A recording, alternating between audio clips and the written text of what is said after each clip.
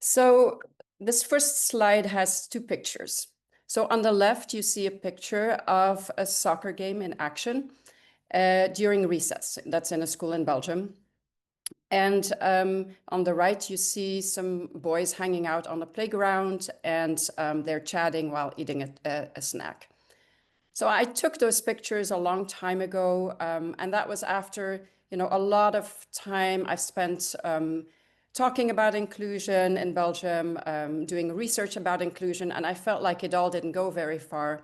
So I thought that making a photo book, with the idea that a picture is worth 1,000 words, might make a bit of a difference. So this is how these pictures came about. What I included in this presentation is just some snapshots of a 15-minute recess where I felt like there were a lot of spontaneous moments of inclusion, but also that you felt that there's some coaching behind them. So in this presentation, and I feel like the pictures show my main message pretty clearly. The message that I want to share with you today is that it's important to be both playful and creative together. So this is definitely something that we as adults with all our professional identities can relearn a little bit when we look at young people. So here in this in the soccer game, these kids came up with the idea of having their friend Lucas join them and be the goalkeeper. And Lucas uses an electric wheelchair. So they just made the goal on that side of the field a bit smaller so that he could easily move around and maneuver and keep the balls out as a goalkeeper. And also on the right, you see, the kids just hanging out, being engaged with each other. And, you see two boys also touching the tray of the wheelchair. This is all pretty natural. They feel comfortable and at ease together. So before we dive into the topic at hand a little bit, I want to kind of talk about, put the central question of inclusive education to the foreground. And that is how to support all pupils to successfully learn and participate in an inclusive school environment. So this is not purely a technical or pedagogical question, though. This is embedded in the larger question of the purpose of education. Schools are like mini communities where learners learn and practice and prepare for life after school. So the question is also how to best prepare learners for a meaningful and inclusive life. And then again, more fundamentally, and underneath that is the question, what kind of society do we want to be? And who do we see as important contributors in that society? So now this is where it gets a little tricky, right? Because if you're someone who has been fighting for inclusion for a while and wonder why it's been difficult, that is why. The question of inclusive education is multi-layered and goes to the heart of our whole world view. Who do we consider valuable within our society? So that's why these things are, not so easy to come by. So supports, basically the main task in inclusive education is to find out how to provide supports or reasonable accommodations or adaptations, what we want to call it, for particular learners so they can also learn and participate in school. So for example, the kids who figured out how to play soccer together with somebody who uses an electric wheelchair. So this is both simple and complicated. It is simple because it is what educators have been doing all along forever, because the average learner does not exist. We all know that.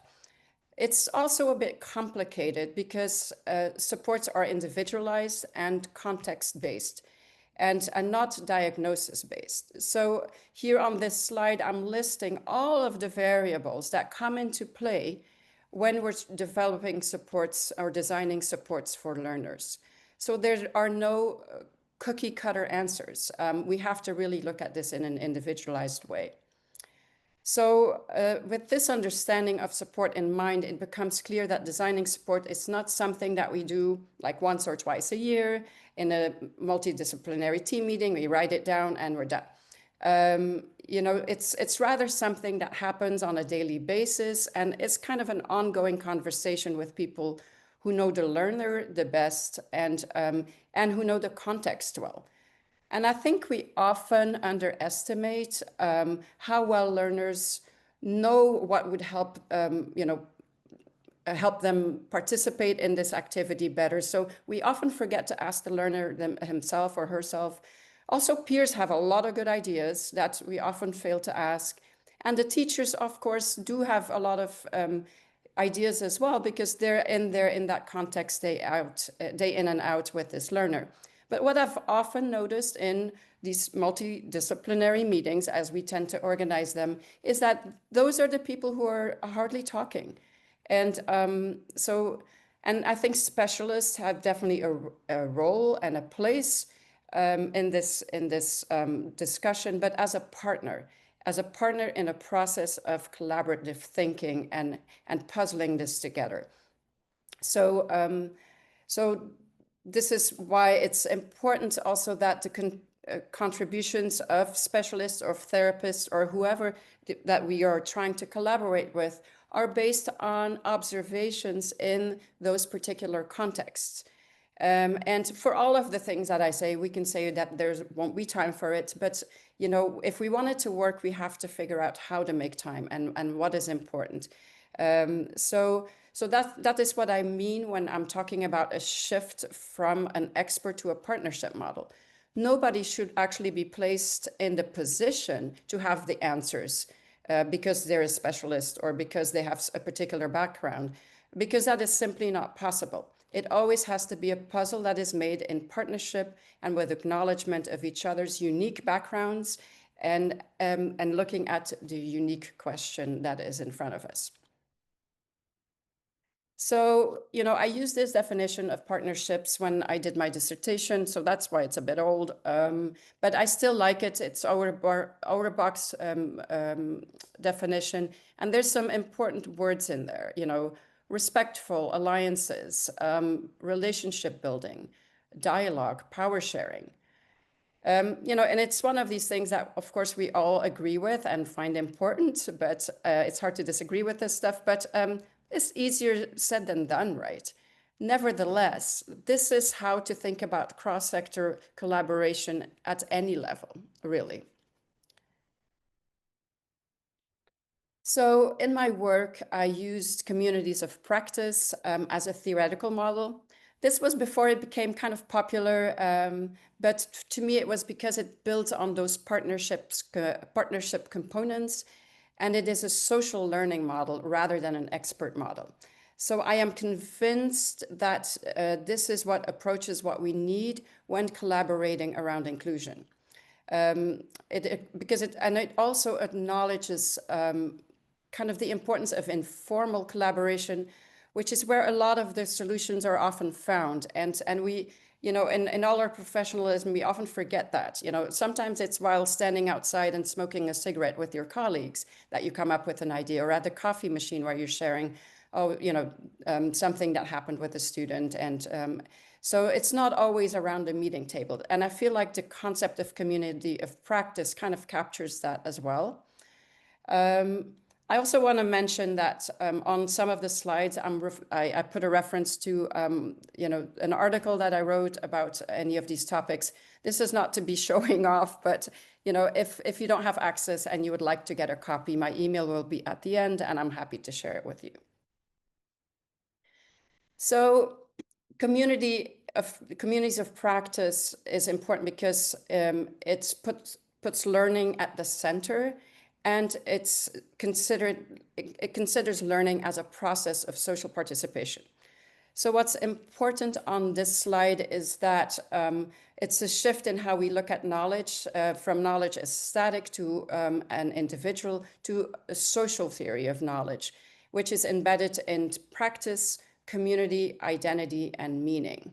So when we talk about cross-sector collaboration, whatever level it is that we're talking about, there has to be a thread to the ground, to the practice. It always has to end up being that. It has to change it and build it based on the needs of today in practice.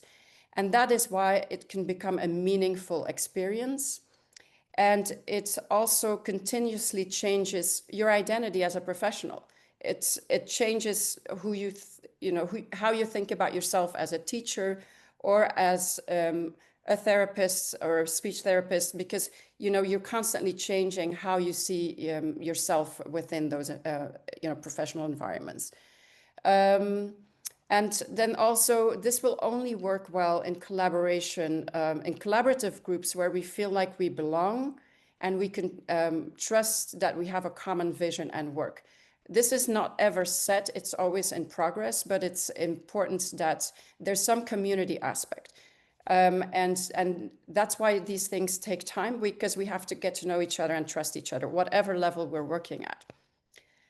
What I've noticed in my research is that, when you work this way, it closes the gap between espoused theory, which is what educators think or what educators say about inclusion, and theory in use. And that is how educators experience inclusion when they go through these processes.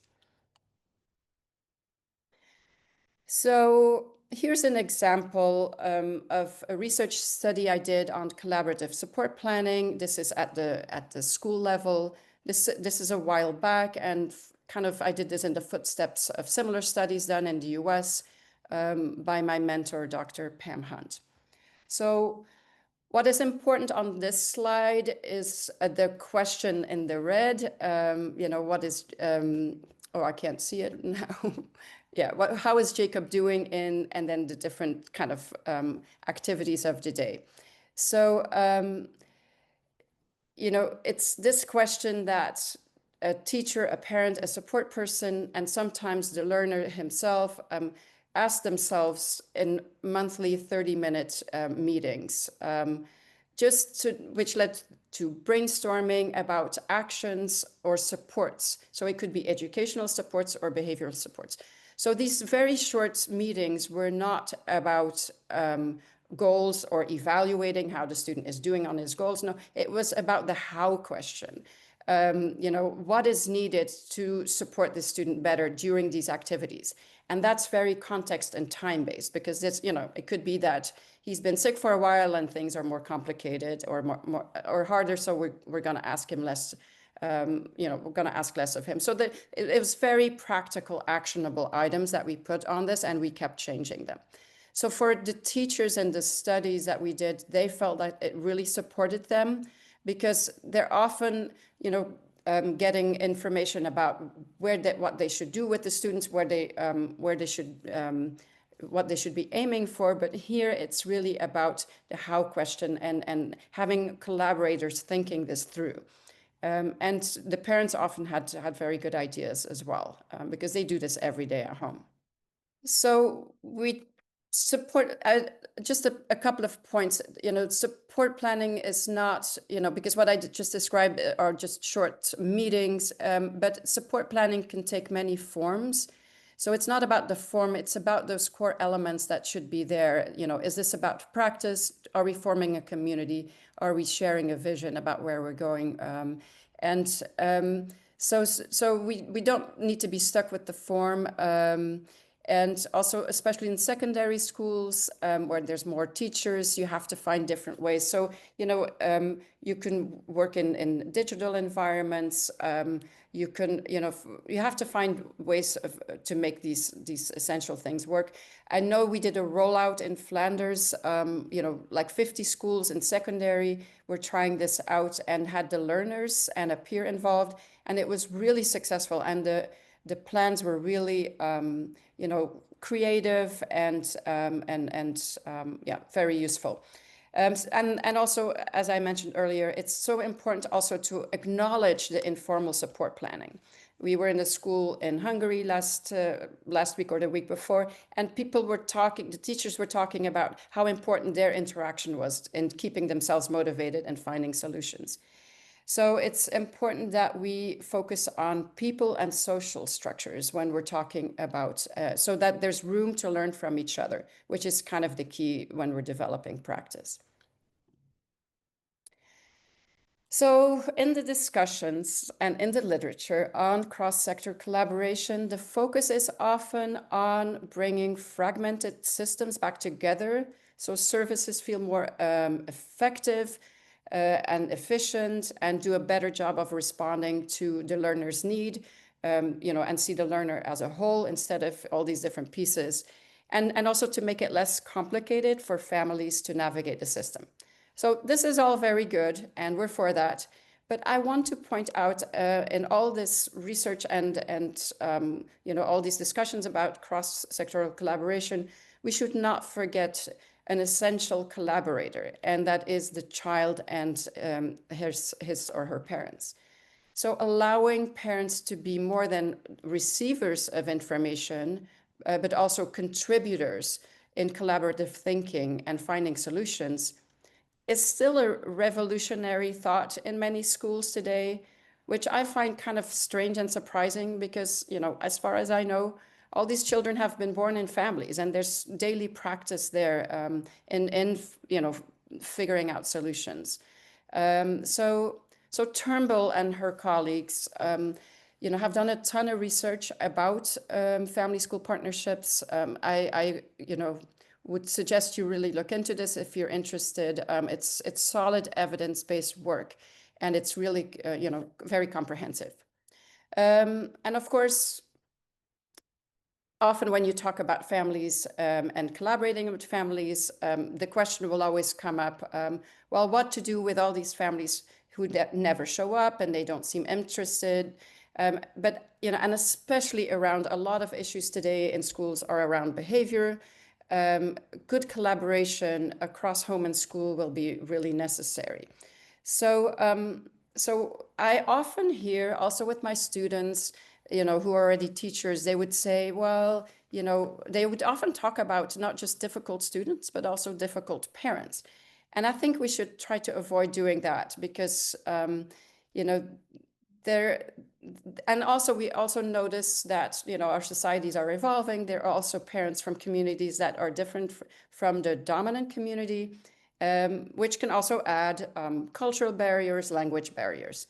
So I did some research on this with Latino families in California, where I lived for a while. And so apart from the obvious barriers around language or schedules and work schedules, parents often had a negative history already with schools or came from cultures where teachers were considered, having a status that you don't question or you don't go into interaction, or they felt pretty unwelcome in the school, or some of them were scared to participate because they would have to register their information and they had an illegal immigration status, or families felt embarrassed or intimidated in the meetings with professionals where jargon is used and or where there's mostly negative talk about their child. So there are a lot of things that we that parents shared about that that are barriers to them, and that is those are good to know about. But anyway, so before you know it, there's a disconnect and a judgment and a distrust and a lack of communication, which is why I put this picture of the Tower of Babel from Bruegel, not just because he's a Dutch painter and it's an amazing painting, but I think that we have to really think about how complicated this is, and labeling learners or parents as difficult is closing opportunities to find sustainable communication and interaction, which is absolutely what we need when we want to move forward. So in that ethnographic research with Latino families, I discovered in their stories that all of them, at some point or another, had somebody in their trajectory and in their navigating the school system who made a crucial difference that helped them to navigate the system better, right?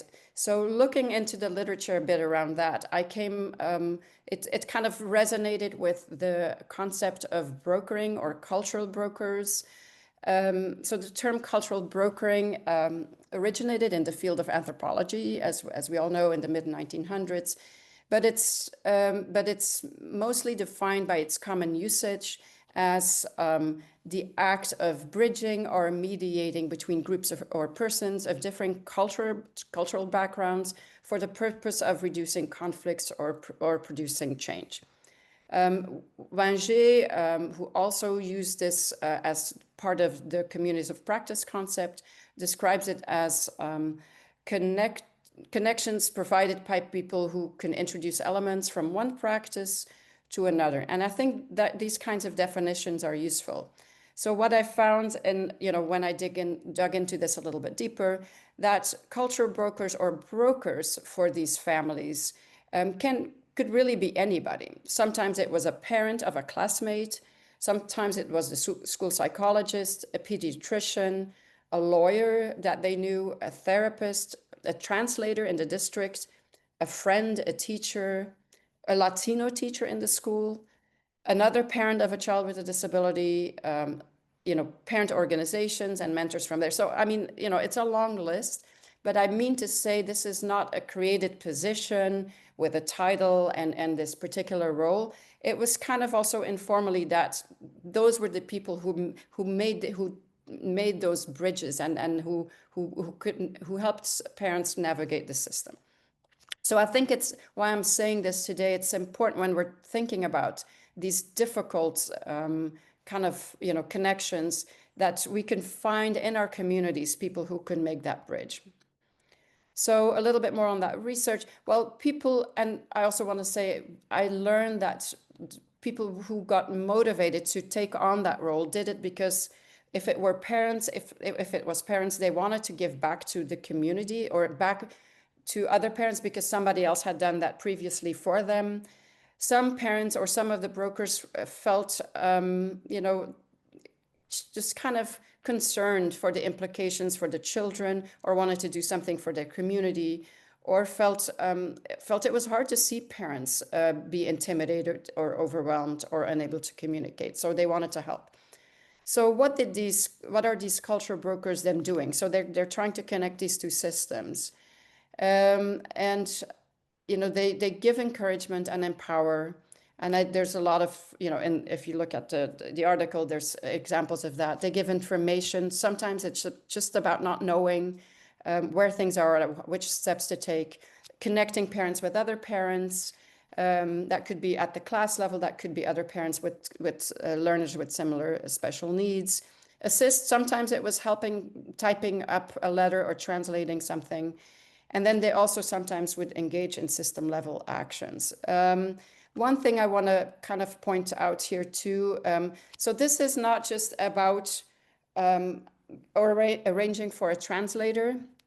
I thought it was kind of nice what they said. They called it, there's a need for human translation and communication. So it's not just translating words to explain what's being talked about in the meeting, but it's also explaining those words to them or softening the hard terminology or check for understanding. And even if you have done all the right steps and procedures, sometimes families feel too overwhelmed to respond. So checking back in and giving other opportunities and keep finding that connection, keep reaching out multiple times will be important. So basically,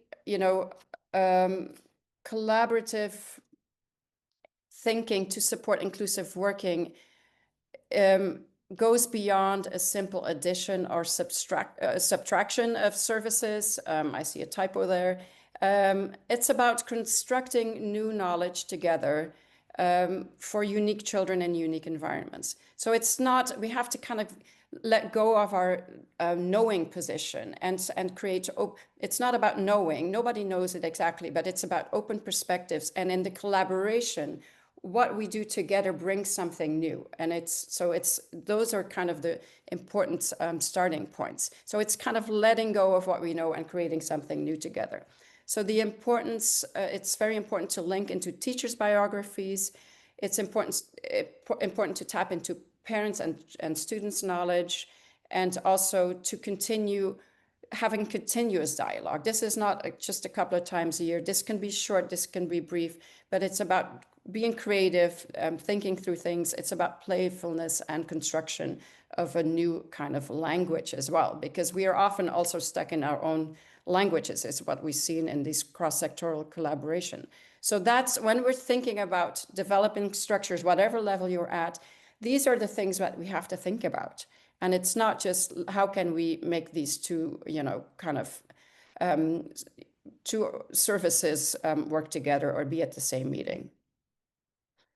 So finally, I mean, to be successful in these, if we want these structures to be successful, then, it's important that they aim at reducing teachers' insecurities, that they look at, focus on transformation and on vision development, and that, they reduce the complexity of the innovative process of inclusion, because inclusion is very big, but once we, break it down to its essence and to the day-to-day practice, and we talk about that, then we're just reducing the complexity and the big words and the big concepts to something concrete that's then teachers and anybody else involved can actively choose for.